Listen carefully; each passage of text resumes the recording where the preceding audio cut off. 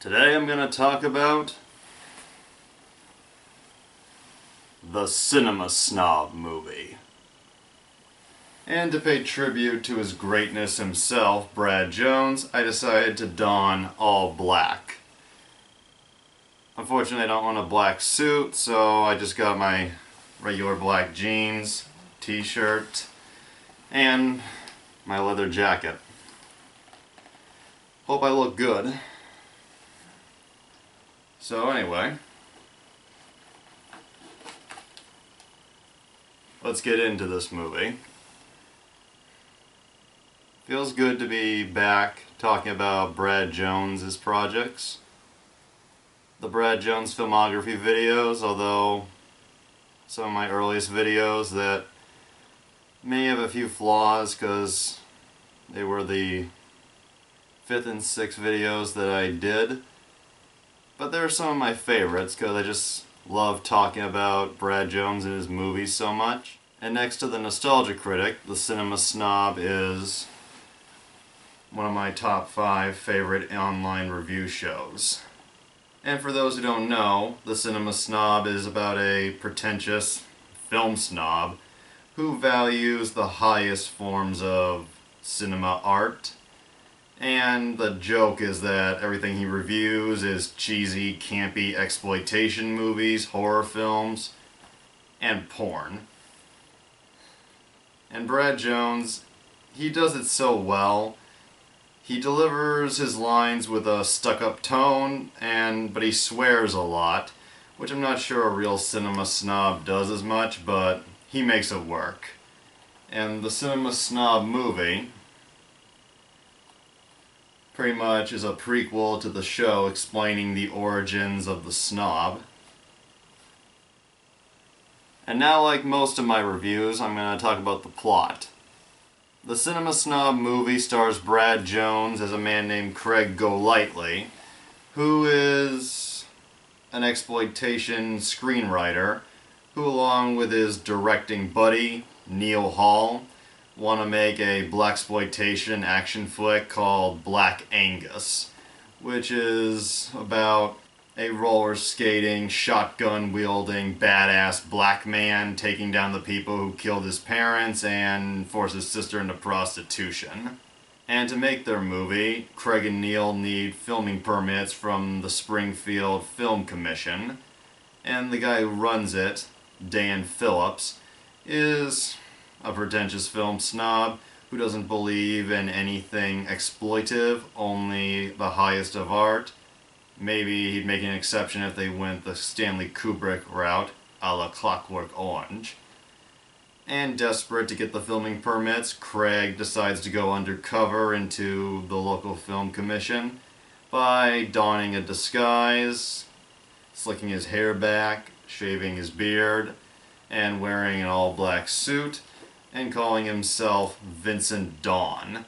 And as he tries to get in good with the local film commission, a serial killer is on the loose, killing off all the members of the film society, and Craig, or as he's becoming well known, Vincent, is afraid he may be next on the killer's list.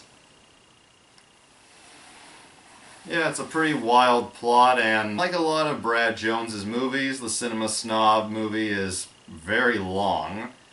And like Freak Out, which was way over 2 hours, The Hooker with a Heart of Gold, even though that's called a miniseries.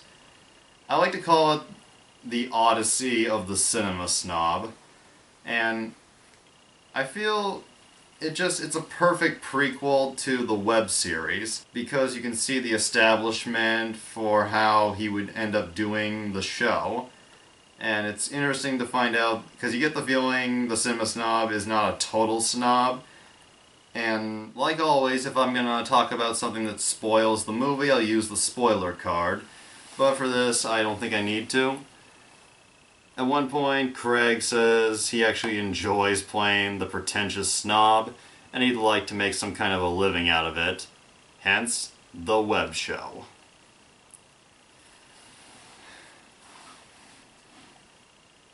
And I think I should make something clear before I get too off track.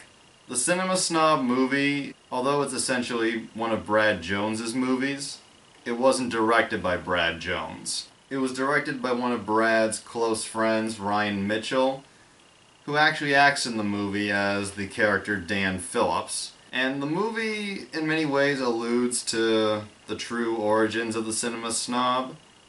Brad Jones never had to go undercover to a film society or film commission.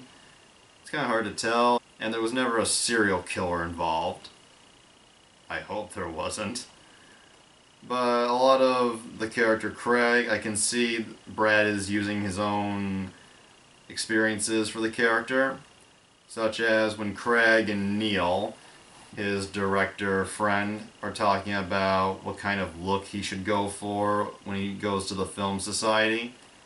He talks about possibly stuffing his shirt to look like Roger Ebert, or putting on a bald cap to be Gene Siskel, and at one point he considers going as Rex Reed, which brings up a good reference to Myra Breckinridge. And then Craig talks about going to a screening of the George A. Romero movie Monkey Shines and a Q&A that George A. Romero held for the film. And I read on the Wikipedia page for the Cinema Snob, and it is Wikipedia, but it matches up to what's in the movie, so there has to be some truth to it. Craig talks about this guy at the Q&A who wore all black, had slick back hair and huge glasses, who told George A. Romero that he interpreted the film as a metaphor for evolution and the bond between man and animal. And Neil's like, it's a movie about a monkey that kills people. And to prepare for this video, I actually watched Monkey Shines earlier this week. And yes, it is not a metaphor for evolution as far as I could see. But I do think it's more than just a movie about a monkey that kills people. Just what I got from it. And Brad being the writer in this duo, it kind of mirrors real life with Brad being the writer for the Cinema Snob Movie and Ryan Mitchell being the director.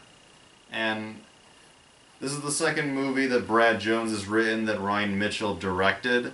The first being Paranoia, which I briefly covered in the Brad Jones filmography videos.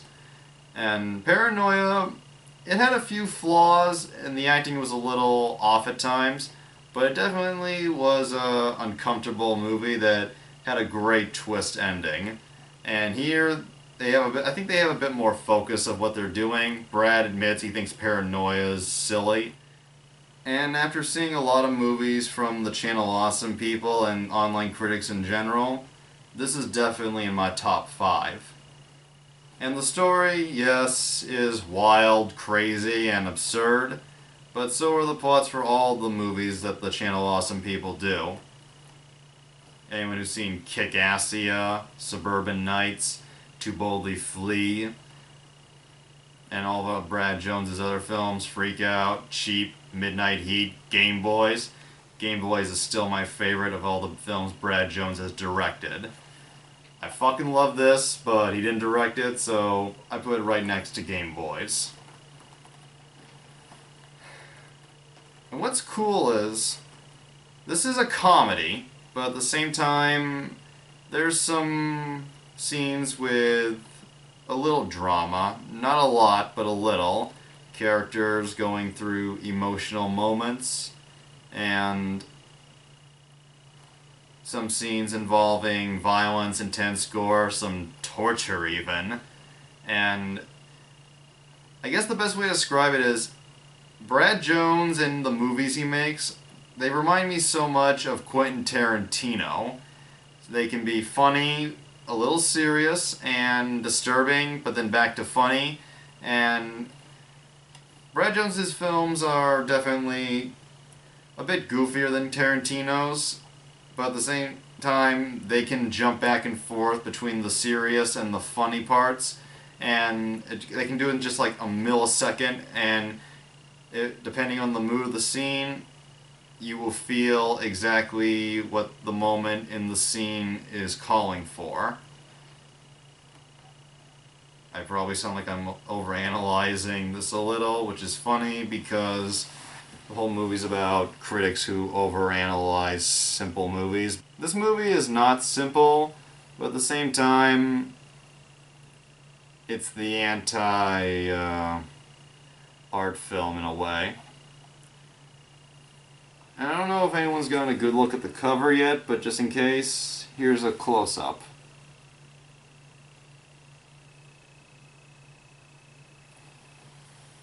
The artwork for this DVD cover was done by one of Brad Jones's close friends and a member of his team on the cinemasnob.com, Team Snob. The artwork was done by David Gobble, and I'm pretty sure that's how his name is pronounced. I've never heard anyone call it by anything else, and hope I'm not getting that wrong. But yeah, the artwork for the DVD cover is done by David Gobble, and there's this little mini poster inside that is done by a guy named Sean Milligan, who has done the title card artwork for just about every episode on the Cinema Snob.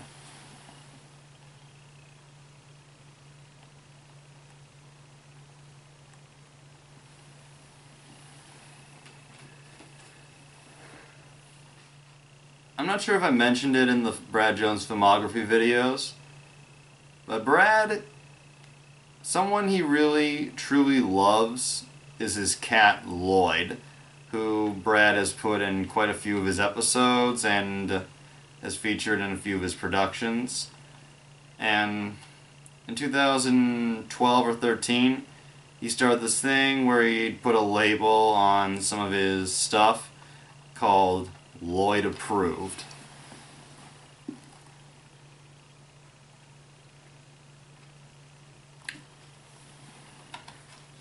It's even on the DVD.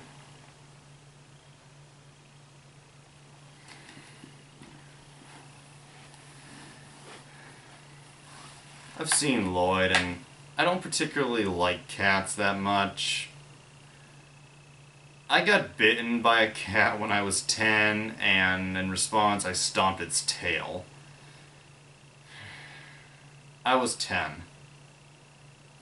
What are you gonna do?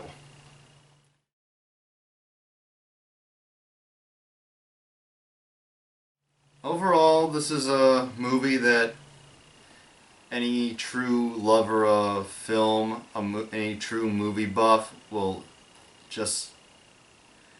If it was possible to orgasm from movie references, this film would probably create $10,000 worth of cleaning damage.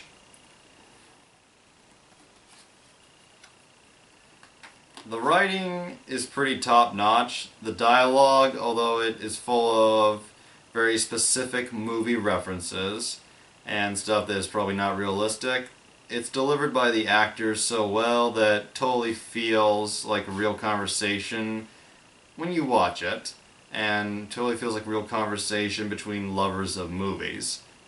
And the direction is also pretty good. Ryan Mitchell, he did a great job on Paranoia, and the fact that he's in so much of the film, acting as well as the leader of the Film Society, it's very impressive. And when you see Ryan Mitchell's act, he totally fits the snob. He actually fits the snob profile more than Brad Jones. I saw this video with Brad and David, who taught on their show Midnight Screenings. And when talking about Ryan, they say he's like the young Republican. And when you see him, yeah, he totally looks and sounds like a snooty Republican stereotype. And from what I hear, he's not, and just seems so out of place with the rest of Team Snob. And Ryan Mitchell apparently has his own production company, or he works for one. I'm not as sure as I am about Brad's production company. The company that Brad runs is called Stone Gremlin Productions, and the one that Ryan Mitchell works with is called Walkaway Entertainment, and both companies work together to make Paranoia and the Cinema Snob Movie. And it's through Walkaway Entertainment that you can buy this DVD. It's not available on really any website other than Walkaway, I believe. which you can find when you go on thecinemasnob.com. And the DVD can be bought for a pretty good price. About $9.99 is what this cost. The production values for this film are very good. Brad Jones said that he started writing the Cinema Snob movie many years ago, and he put off making it because he knew they couldn't afford at the time he wrote it all the locations they'd need. Yeah, I can sense so much of his real life in this movie. And the budget is the highest that any film Brad Jones has worked on has cost, from what I've read. $20,000. Not bad. The film takes place in many areas, such as a roller rink, a big building in downtown Springfield. It takes place all over the city of Springfield. For those who don't know, that's where Brad Jones lives, along with all of his friends.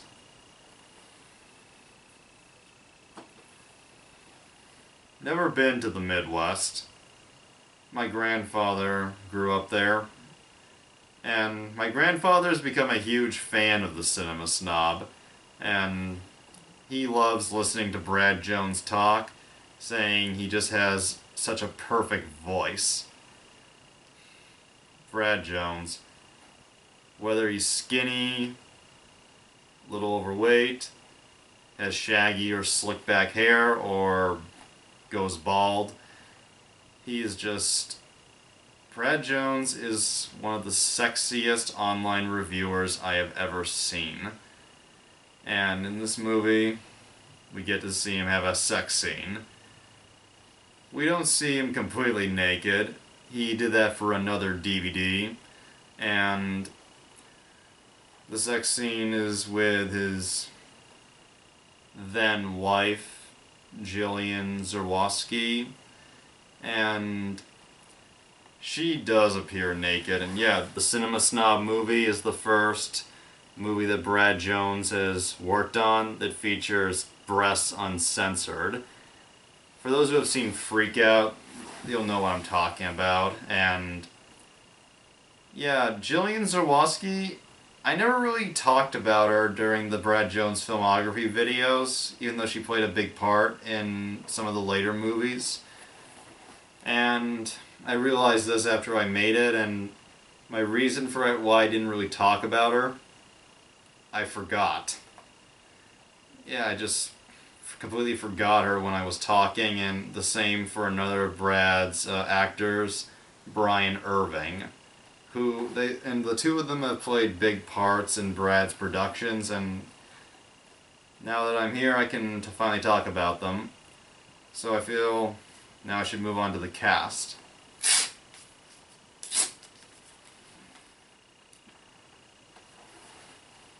Brad's character Craig, I feel Brad's character Greg is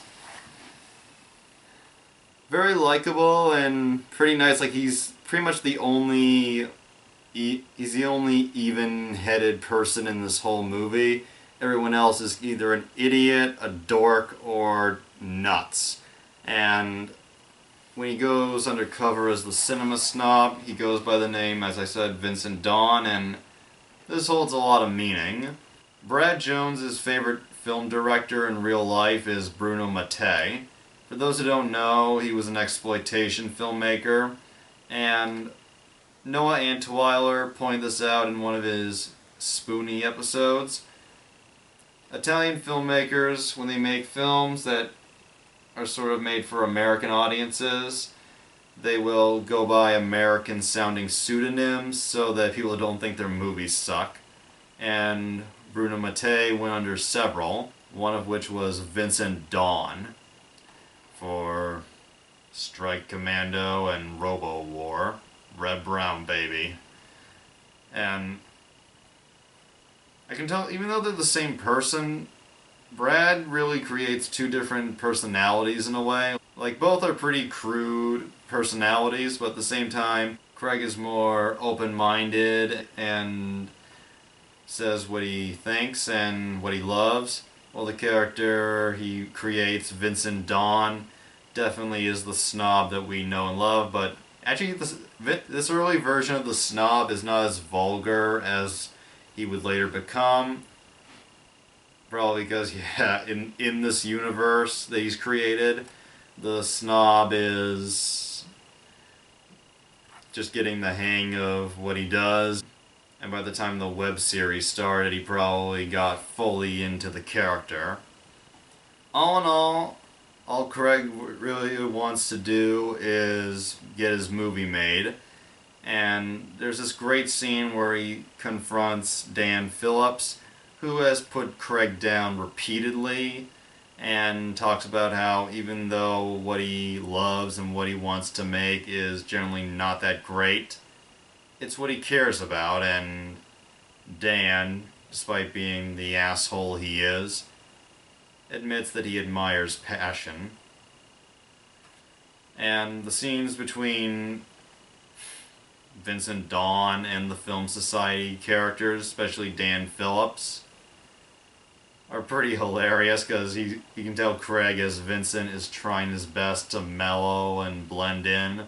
To the audience, particularly me, he does not do a great job, but these supposed film academic geniuses, they are so socially retarded that they just can't see through him, just as long as someone acts all stuck up and seems like they value certain areas of entertainment. He has them eating out of his hand. There's a great scene where Craig as Vincent has to pick a movie for the Film Society to watch. So he tries to find the perfect exploitation movie to fuck with them. And he chooses Sallow, 120 Days of Sodom. And Sallow is a famous movie, particularly for a scene where a character takes a shit and then another character eats the shit. And Vincent is asked to explain the movie to everyone. And he talks about basically what the director's vision was, that the film was a satire on the fast food industry, and that if you're gonna pollute your body, you might as well be eating your own shit. And Ryan Mitchell says, my favorite line from him is where he goes, "I loved it. I threw up 5 times, but I loved it." That's not the exact line, but that's the closest I can remember in this moment. Ryan Mitchell as Dan Phillips. He is probably the most complex character that transitions throughout the movie, because he is always an asshole right to the end, and at the same time, he has development. And the later scene where he kind of warms up to Craig, I will admit, is kind of touching. Dan does have a ton of flaws. He's a bit, at the beginning, he comes off as an evil fuck, and when they call him Billy Zabka, the bully from the Karate Kid, he says he prefers James Spader, and it's implied he may be a little racist. White snob, what are you gonna do? And then there's Jillian Zerwowski, and for those who don't know, Jillian Zerwowski was Brad Jones's girlfriend for many years, and in 2010 they got married. And around the time they made the Cinema Snob Movie, they were still married. They separated in 2012 at some point, the year the movie came out.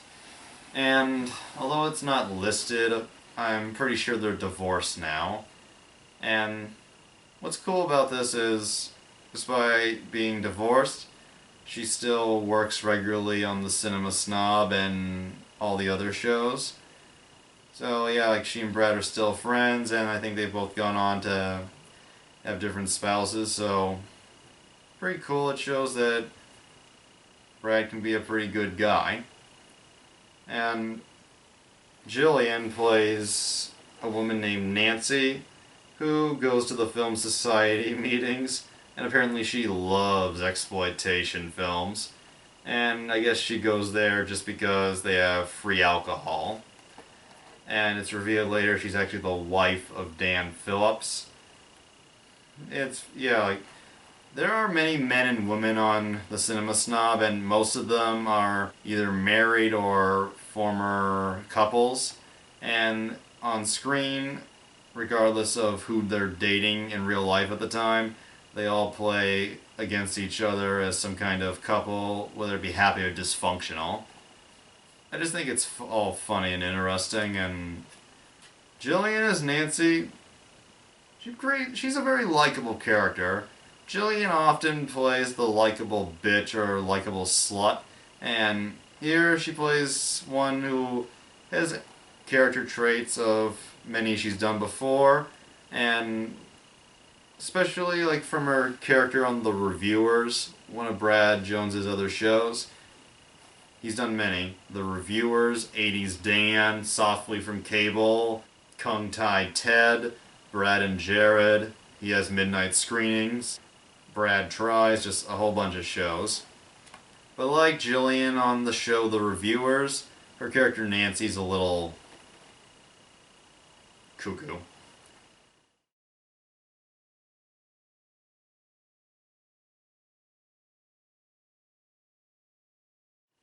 And as I said, she and Brad have a sex scene.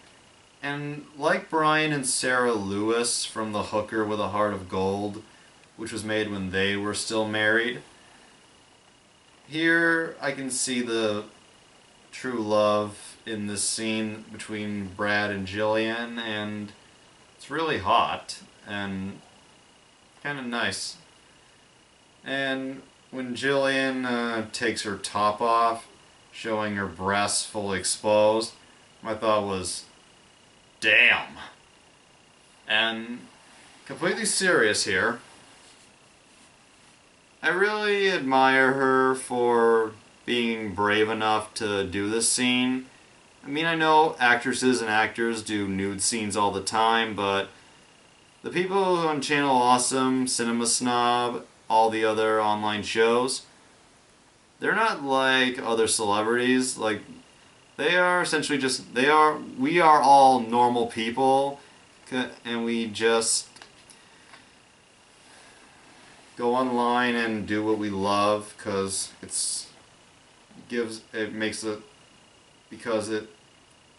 we all go online because it's what we love to do and it's our passion, and I just think it was real brave of her to bear herself like that, because the internet is full of, there are great people on the internet, but it's also full of assholes that will be really mean, and I give her props for that, and Brad for showing his cock in one of his other DVDs. I have not seen that DVD yet, because I think it's like $20, and I'm trying to maintain my money at this point. But I will get to that because I want to see that. The other main character that really sticks out is the directing friend of Craig, Neil Hall, played by Jake Norville. And I feel I should talk about this. Jake Norville, when I did the Brad Jones filmography videos, it was in early March, and I talked about how Jake Norville was one of my all-time favorite things to watch in Brad Jones's movies and his projects. Because he really is hilarious. Like, he is someone who just sticks out in these videos, and he's really talented. But then, about a few weeks after I did the filmography videos, it was announced that Jake Norville had been fired from the cinemasnob.com, and a lot of unfortunate and pretty awful stuff had happened between him and Brad, and so Jake is now gone, and it's unlikely he will ever return. Like, and I'm not going to go into full detail as to what went down, but if you type in Jake Norville, Brad Jones, or Jake Norville leaving the Cinema Snob on Google, you will find a few variations of what happened, and all I can say is Jake is gone and I can live with that, but I can still watch the stuff he was involved in, and he still is a lot of fun to watch. It's just a little sad now.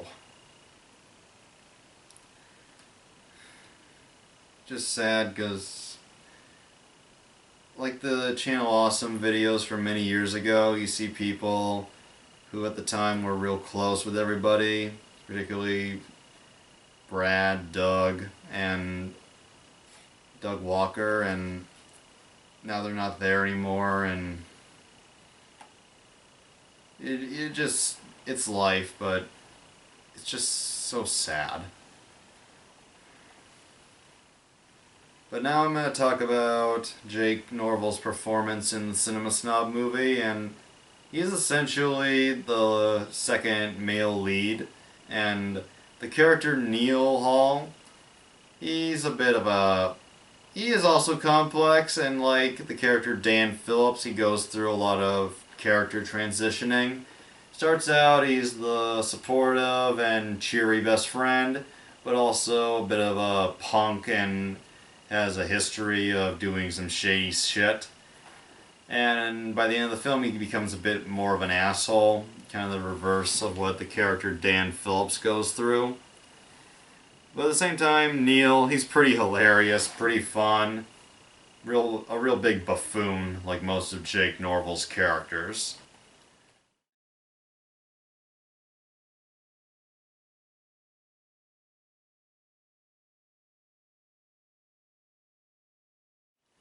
And Neil, when they pitched the idea of Black Angus to the man they want to produce their movie, and it essentially is brought up that even though they want to make a blaxploitation movie, Craig and Neil do not know any black people at all. And they're like, not because we're racist, but just they never come across any black people. And I relate to that. I live in New Hampshire, and the population of black people in this state is... can't give an exact number, but it's not high. Give you an example. You go out to get some cigarettes at the drugstore, and if you drive by in your car, you'll maybe spot 2 or 3 black people walking down the street.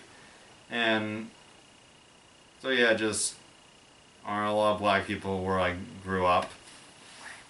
And before I get into the movie, within the movie that they're trying to make, I'm going to talk about the next main character, who is just a big favorite of mine.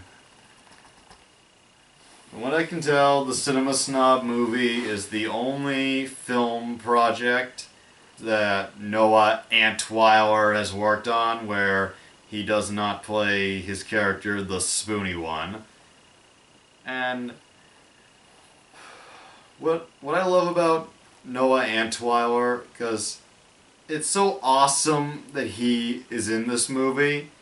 Like he tried something new outside of the Spoonie experiment, and he plays this completely new character named Gene, who is a high school buddy of Neil Hall, and Gene is apparently the richest man in Springfield. He dresses all elegant-ish,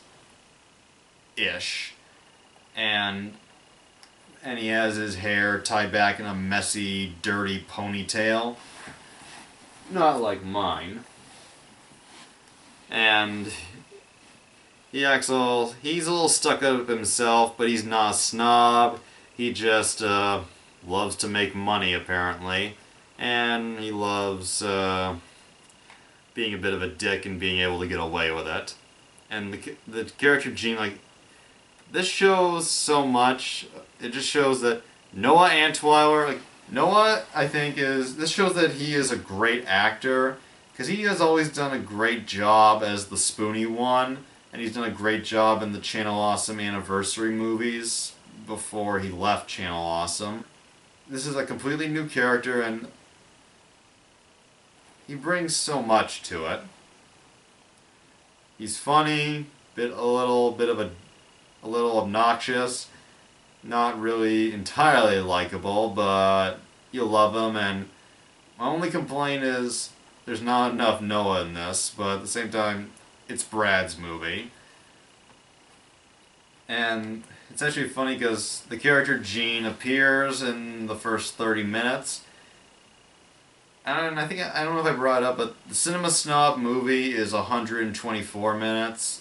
Noah Anwar appears in the first 30 minutes, and then he just sort of disappears when the whole undercover film society part comes in, and then the serial killer subplot.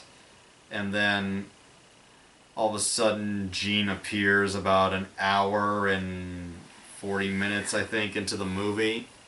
Pretty much that. And he's like, "Hey guys, thought you'd forgotten me."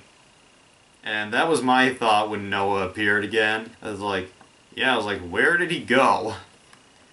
And another character that kind of appears at the beginning and then takes a break for about an hour.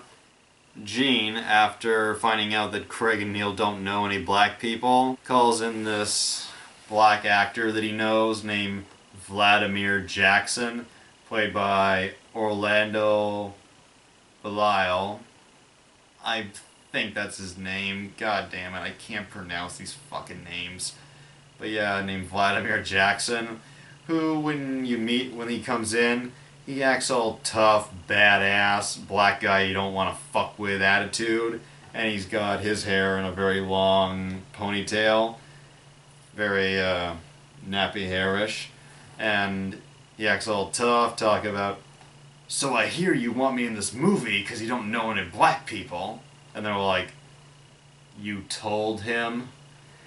And he's real down for doing the movie, talk about how, and apparently he's a huge buff too when it comes to his movies, and he says that what got him into acting was The Wiz, the all-black Wizard of Oz, and for some reason he thinks that people today still talk about The Wiz and they don't remember the Wizard of Oz. Talking about how much he admires how black people were able to take the Wizard of Oz and just gang it up. And I don't know if he's referring to the stage musical, which I, to be honest, don't know a lot about. But if he's referring to the movie The Wiz,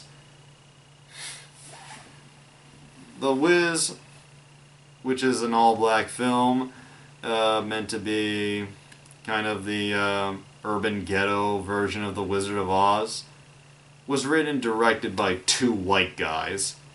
It was directed by Sidney Lumet, the acclaimed director of 12 Angry Men, Serpico, and Dog Day Afternoon. And this is even better. The Wiz was written by Joel Schumacher, who, if Doug Walker has anything to say about it, will never be forgiven for making Batman and Robin. And the character of Vladimir, he is extremely entertaining, just like Gene, but once again there's not as many scenes with him. And then Vladimir just kind of disappears briefly.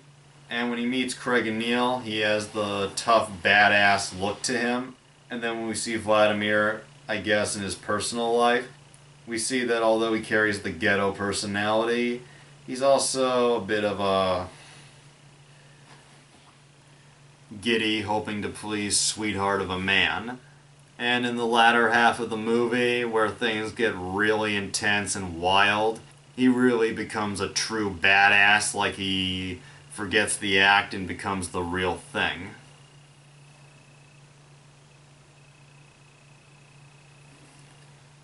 When the serial killer who was killing off the film snobs is apparently going after Craig next, Neil and Vladimir go out to try and see if they can find any clues. And they go to the house of Dan Phillips. Anyone who's seen the movie will know that at this point Dan has been killed. And When asked if they found anything, Neil says, when apparently going through Nancy's shit, like he went through all of her bras, he says, "She's got more Lucio Fulci movies than Dario Argento movies. Gonna have a talk with her about that." I love that. And I'll get to Vladimir in a sec, but I just want to say, the difference between Dario Argento and Lucio Fulci, Argento had, I guess, he had true vision. Like, he knew how to make every aspect of a film good. The direction, the cinematography, the acting. Lucio Fulci, although he knew how to make movies, you can tell he was more about just showing the gore and the nudity.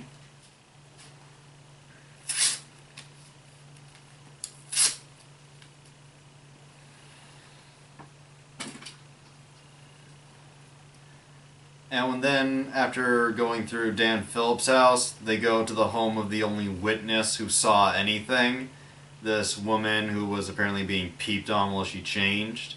And how do they ask her questions, like if she remembers anything, when she told the cops everything she already knew? They take her to the bathroom, and Vladimir pretty much waterboards her with a hand cloth and a shower. And Neil stands there just looking like, and Vladimir he's going nuts at this point. And when they take the face cloth off the woman, this actress, Samantha Allen, that's her name, but when they take the cloth off this woman that they're torturing, yeah, when I first saw her, my first thought was, Maggie Gyllenhaal? Yeah, the woman that they waterboard, she looks a lot like Maggie Gyllenhaal. And this just adds further enjoyment for me because I don't think it's a secret now at this point for anyone who watches me. I hate The Dark Knight, and one of the major factors is Maggie Gyllenhaal's performance. So the idea of her being waterboarded and put through pain, like or at least pretending that this person is her, and having that in my mind because she looks so similar, that makes it a lot more fun. But yeah, when we first cut to this scene and we see Vladimir pouring it all over her face, my thought was, what the hell? Like, this, like, it was just wild, but at the same time, it's like Tarantino, man. It's dark, but also funny. And then we see that Vladimir has a big stash of guns and just a whole arsenal. And he goes, "I have enough to blow expendables out of the water, baby." He really plays up the 70s black man role. And anyone who knows blaxploitation will get this. To sum up Vladimir Jackson, the character, that's a badass nigger about to go out and collect him some dues. So yeah, Orlando Belial, I think he is just fucking fantastic. He was the villain in Suburban Nights, and he's been in many Nostalgia Critic episodes. Orlando is just incredible.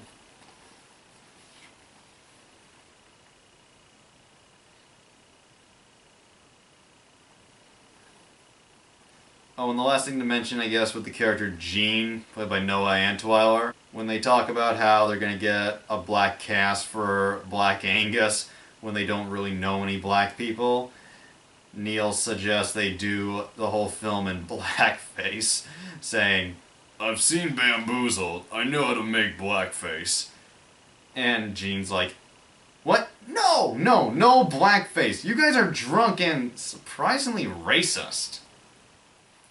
Or they're just stupid.